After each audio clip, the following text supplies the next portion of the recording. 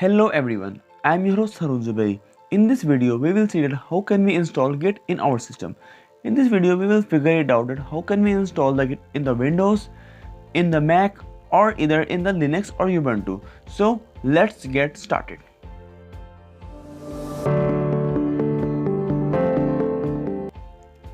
So let's first start with the Windows. To install the Git in the Windows, let's go to the Google and type install Git in Windows. Then you will find all the links related to it. Then just go to the Git SCM. Once you go to it, it will give you several options. You can install Git for 32-bit system or a 64-bit system. You need to install it according to your OS, either it's 64-bit or 32-bit. Now right now I'm in macOS, so I don't need to download it any. But once you download it, you will have the interface look like this. It will be Git bash and you can access it anywhere from the system. Now let's move towards the Mac OS. In the Mac OS, you will have a installation client that is brew.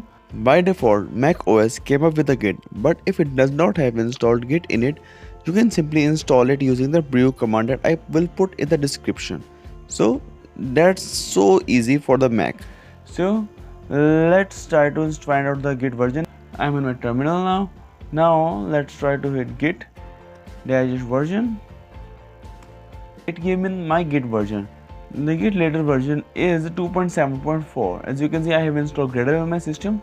So Git latest version is Git 2.7.4 and my system is, you can say, 2.3.2.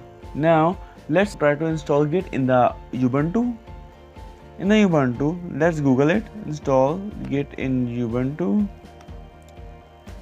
In the Git, you have some install managers such as apt. So you just need to put the simple command sudo apt install git. It will install Git in the system and then you can verify it using git dash version.